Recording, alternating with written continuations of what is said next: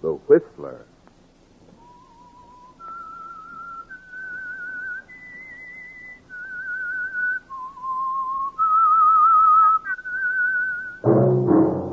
That whistle, the Whistler.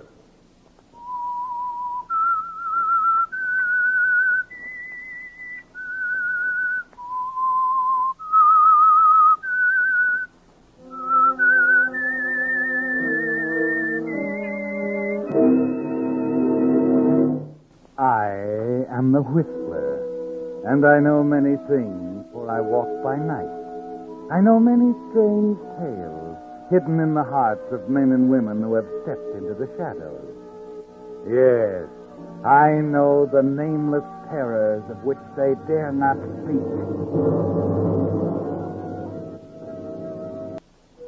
And now the Whistler's strange story.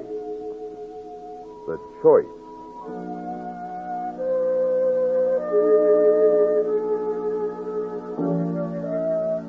When the door of his office opened, Mark Fallon didn't have to turn away from the window to know that it was Harry Cheng coming in for more of the vouchers. It had happened so often during the past 5 weeks that the sound of Cheng's shuffling walk was sandpaper on Mark's nerves.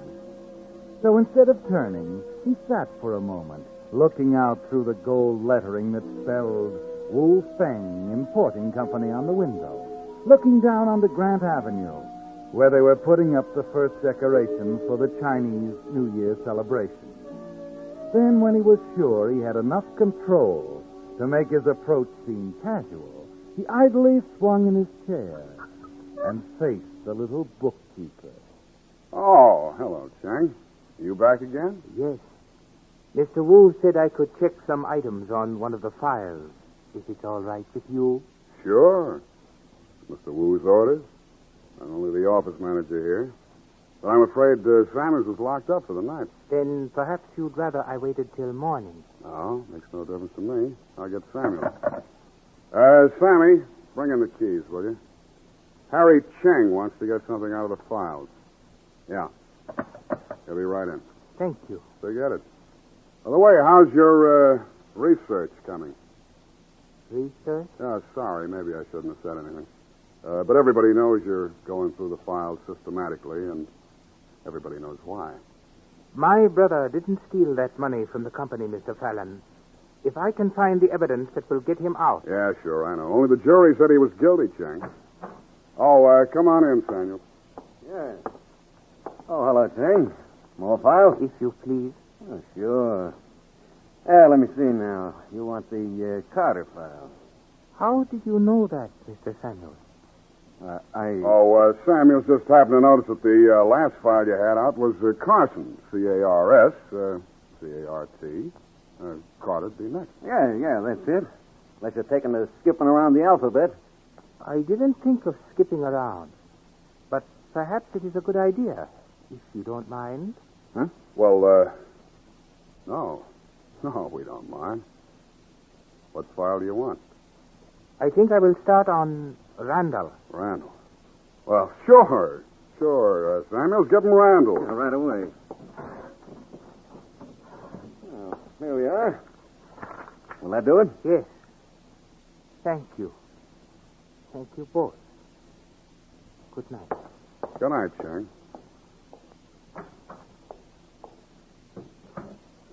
Sap, you stupid. What did you have to do that for? So what? What did I do? Why did you have to suggest that he start skipping around? So what? He took Randall, didn't he? The law of averages will take care of it. Sure. And the same law's liable to make him put his hands in that phony McAllister file any day. You may want to change places with Harry Cheng's brother in prison, but I don't. Mark, you're making something out of nothing. Tell you, I fixed those books so they'll never spot anything.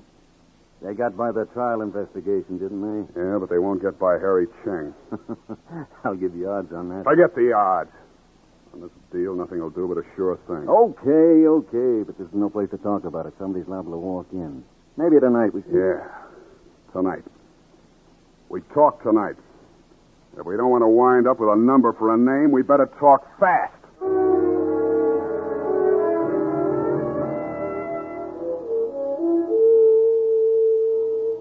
Yes, Mark, the time for fast talking has come sooner than you expected. But then, you should have known you were in for trouble the day Harry Cheng started going through those records. When it was ABC, you had time before he'd reached Samuel's forgeries in the McAllister account. But now it's almost as if you could feel his fingers around your throat already. And something else you've noticed. Samuel's is calm about it. Almost too calm. And when he comes across the hall to your apartment later that evening, he brings his girlfriend, Lena, with him. Well, Mark, darling, what is this? No drink, no bright thing? Don't mind him, Lena. He just knows his own scotch better than we do. I had a couple of drinks before you came. I didn't know this was going to be a social evening. And that takes care of little Lena. Excess baggage again. Forget it. We didn't have anything important to talk about anyhow. No, not a thing. Well, how about it? Do I get thrown out or do I get another drink? You got another drink, Sam? Mm-hmm. Excuse me. Yeah? I come to talk to Samuels. Samuels? Oh, you got the wrong place. He lives across the hall. I rung across the hall. He ain't there. I knew you was his pal. I want to talk to him. Well, he might drop by later. What was it about? I'll talk to him. You know, Radigan ain't going to like being stalled. Radigan. Who's he? Uh-oh. I'm afraid Sammy's gambling debts are showing. Uh-huh. He's been gambling again, has he? So that's it. I'll just come in and wait for him. You're not invited. I'm coming in. Listen, you two-bit Bogart, if you like your teeth where they are, get your foot out of that door. I'm coming in. Okay, you...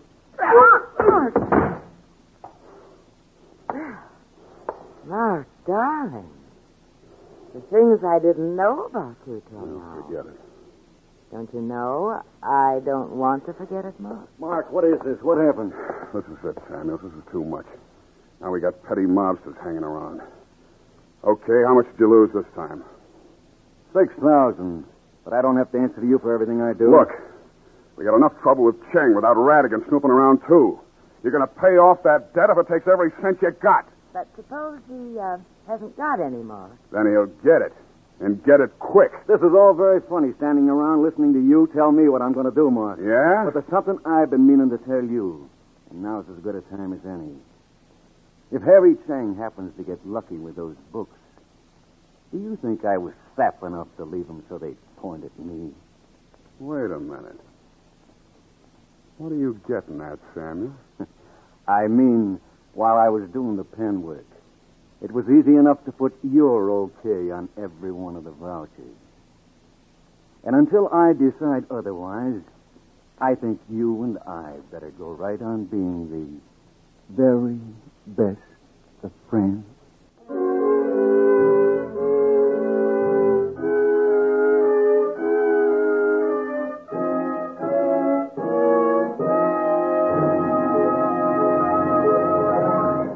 With the prologue of tonight's story, The Choice, another strange story by The Whistler. And now back to The Whistler.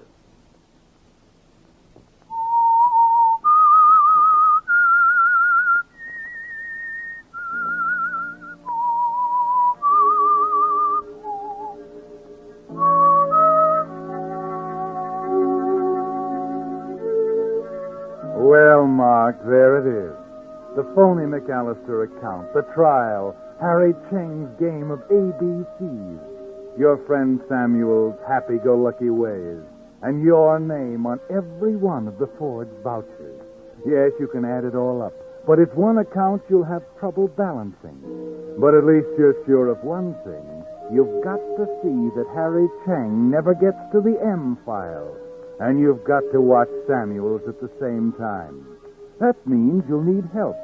And an hour after Lena and Samuels have gone, you've made a date for yourself. Well, here's looking at you, Lena. And do you like what you see?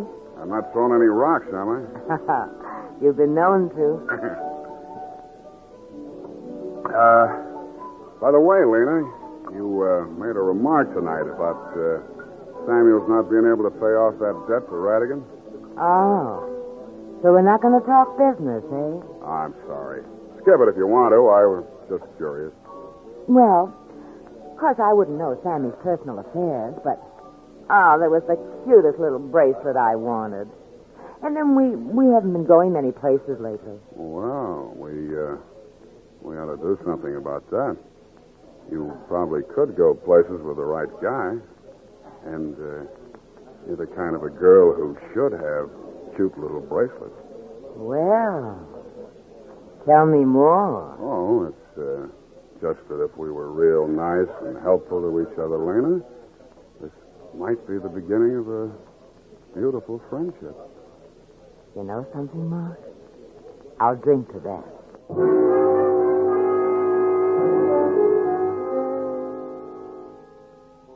You were right, Mark. You've always felt you could count on Lena if the need ever came.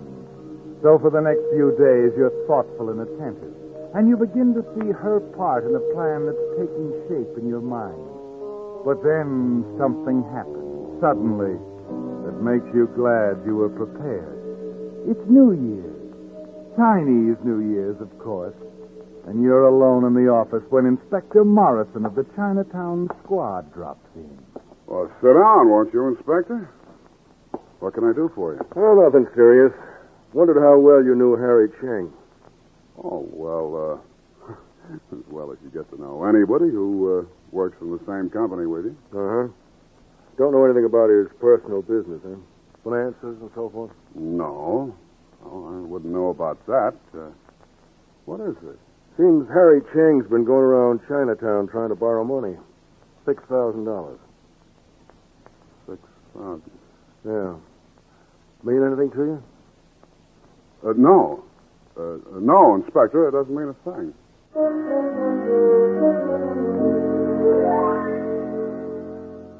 But it does mean something, doesn't it, Mark? Yes. 6,000. It couldn't be coincidence that it's exactly the same amount Samuels owes Radigan. He's going to sell you down the river for the 6,000 that Cheng is canvassing Chinatown to borrow. The minute the inspector leaves, you rush to the filing cabinet. Locked. You break into Samuel's desk. And a few seconds later... Lewis, Bling, Lyons, Mayberry, McAfee. That's what I thought.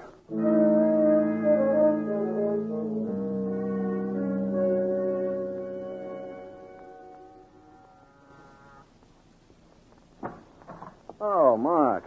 Thought you were down at the office. Come in. All right, Samuel. Hand it over. What are you talking about? And what? A file. What do you say? What Wait a minute, file? Mark. It's gone? Stop stalling. Hand it over. Mark, so help me. You took it, Samuels. Come on. Mark, for the love of... I haven't got it. Believe me, I haven't got it. You've already turned it over to Cheng. I ought to kill you for this, Samuels. If I don't get that file back, maybe I will. Stick around, Samuels. We'll have a little talk when I get back. Where you going? Never mind. But you're not here when I get back, I'll... Oh, hello, Inspector. Hello, Fallon. You again? Samuel's around? Yeah. Yeah, he's here, Inspector. Thought he might know something about our friend Cheng. Yeah, he might have that, Inspector. Why don't you ask him? I'm sure Sammy will know how to answer your questions, even if I'm not around.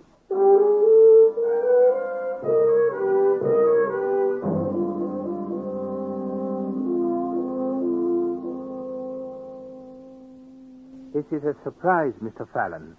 I hope you will excuse the state of my room. Oh, sure, it's okay, Cheng. Matter of fact, I really thought you'd be out celebrating New Year's. I have work to do. Yeah?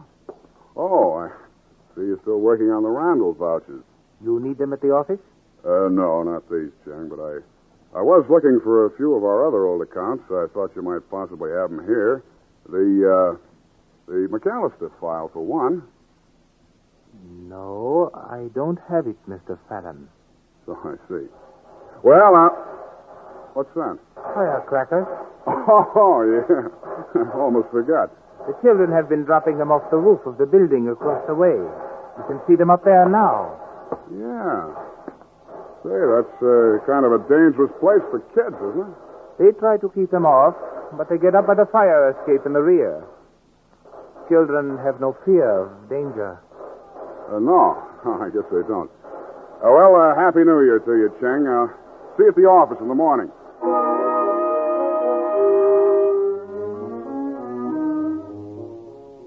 Will you see Cheng at the office in the morning, Mark?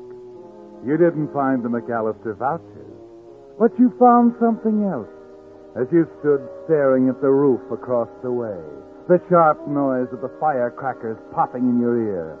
The plan isn't hazy in your mind anymore, is it? You phone Lena from the cigar store on the corner, and 10 minutes later, you drive into the basement garage of your apartment house. You carefully loosen the valve in one of your tires. That's the first step. The second comes at exactly 9:25 when you're back in the basement knocking on the janitor's door. Oh, hello, Mr. Fallon. Hello, Charlie. Say, I hate to disturb you at this hour, but how'd you like to make a couple of bucks? Oh, it's me. Never turned down a chance to pick up an honest buck, or is it honest? Well, relatively, Charlie, relatively. I just want you to change the tire for me. Sure thing, Mr. Fallon. I'm going back up to my apartment. Here are the keys. If the lock gives you some trouble, just work it around a bit, huh? Sure thing. I'll bring them up to you in about half an hour, okay? No rush at all, Charlie. Take your time. Take your time.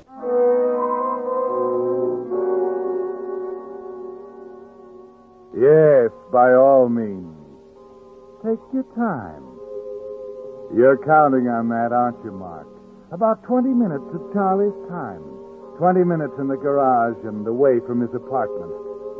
You watch him as he disappears down the corridor. And then you slip through his apartment and out into the court behind the building. You glance at your watch. Exactly 9:30. And Lena picks you up right on schedule. Good girl, Lena. You bring the gun? Yes. All right. Slide over. I'll be in the driver's seat.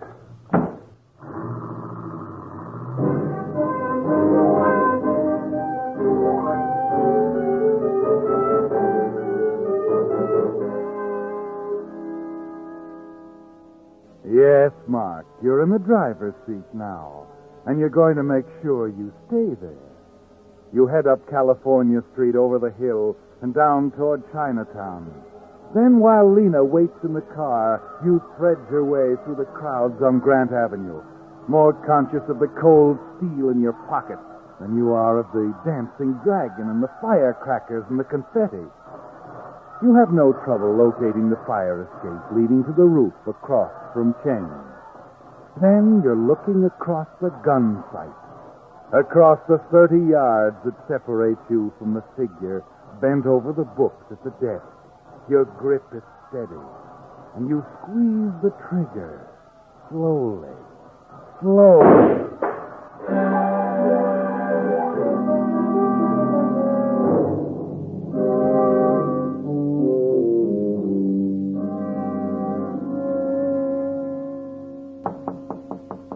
Come in. How about your keys, Mr. Fallon? All set? Oh, you finished already, huh? Well, you made it fast, Charlie. Yeah, it would have been faster, but I had trouble with the lock, like you said. Yeah? Well, thanks a lot. Here you are, Charlie. Hey, this is $5, Mr. Fallon. I know. Keep it. You did me a big favor. Oh, that's darn nice of you. Good night. Good night, Charlie.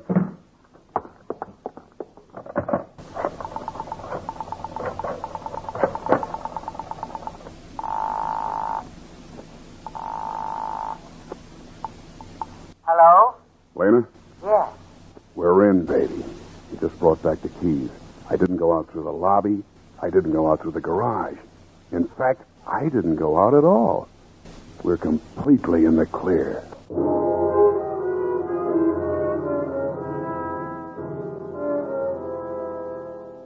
In the clear. And it was so simple. Just an extra loud firecracker in the New Year's celebration. Just a slug of lead screaming across 30 yards and a figure slumped over a desk. But the next morning when you step into the hall, you know something is wrong. The hall seems to be swarming with policemen, and standing before the open door of Samuel's apartment, you recognize Inspector Morrison. Oh, good morning, Inspector. What's going on? Oh, morning, Fallon. I was just coming over to see you. See me? Why? About a friend of yours. Oh, are you still checking up on Harry Cheng? No, this time it's about Samuels. Samuels? What about him? He was murdered last night. What? What did you say? He's dead, Fallon. I thought you might want to come down to headquarters and talk about it a little while. Well, look, I don't know anything about it. You were a pal of his, Fallon. You could give us some idea who might have reason to get him. Wait a minute. Radigan. Who? Sure, Inspector. I might be able to tell you who had reason to get him. Shall we go down to headquarters now?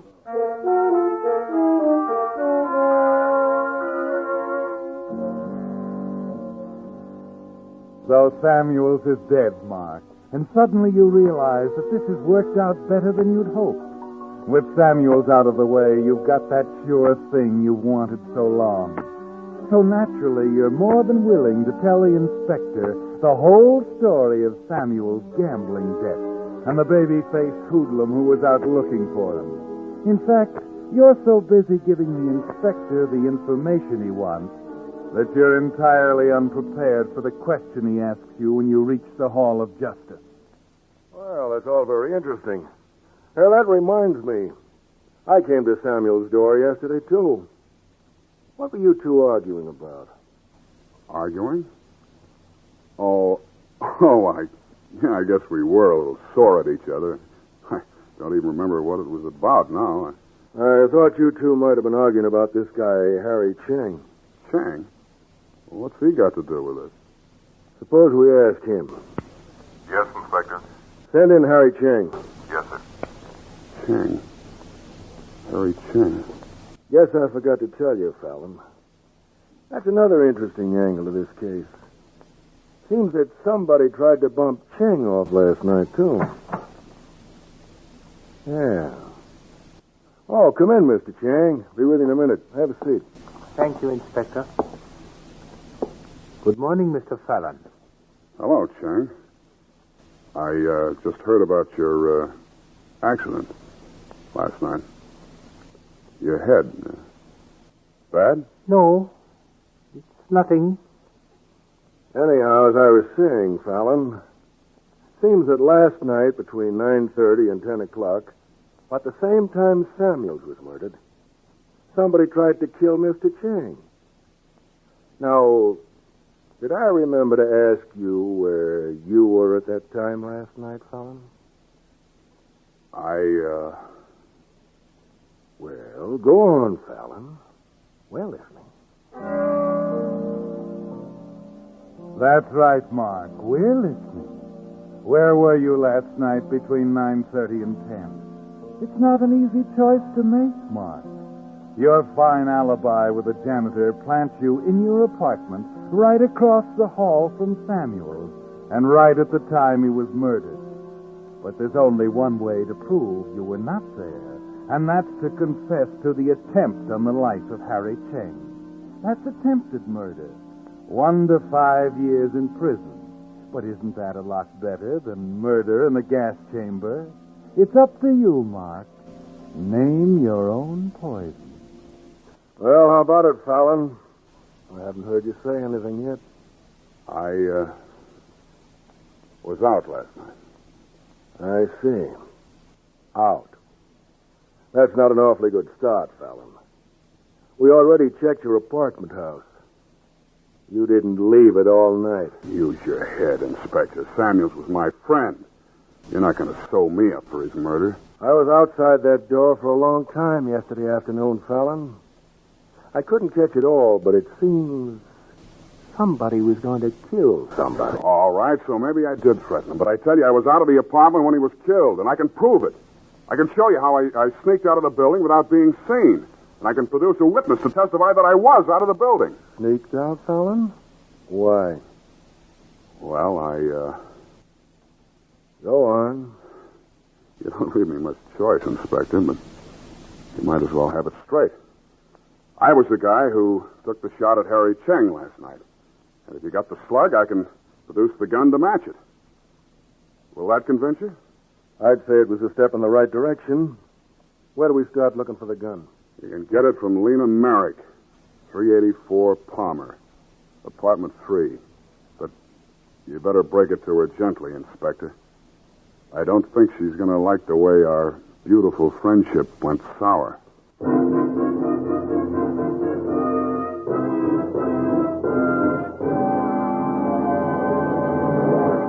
The Whistler will return in just a moment with a strange ending to tonight's story.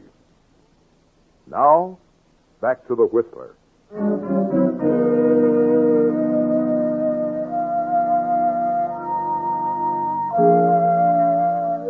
Well, Mark, the books are in balance at last.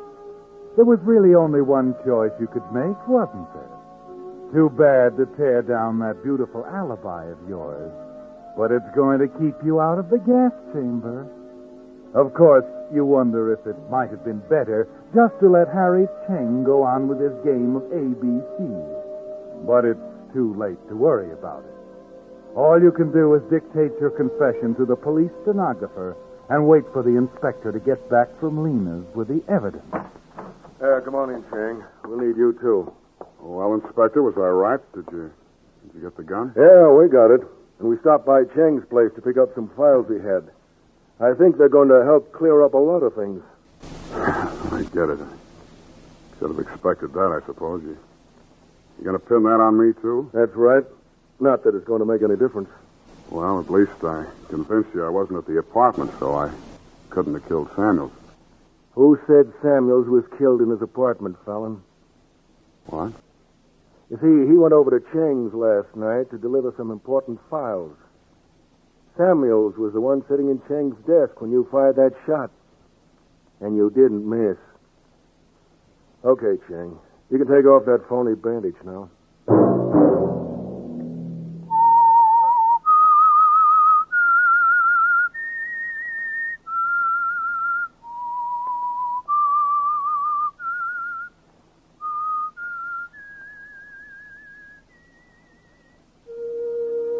Let that whistle be your signal for the Whistler each Monday at 9. Featured in tonight's story were Howard Duff and Jack Petruzzi. The Whistler was produced by George W. Allen with story by Adrian Jondeau, music by Wilbur Hatch. This is Marvin Miller speaking.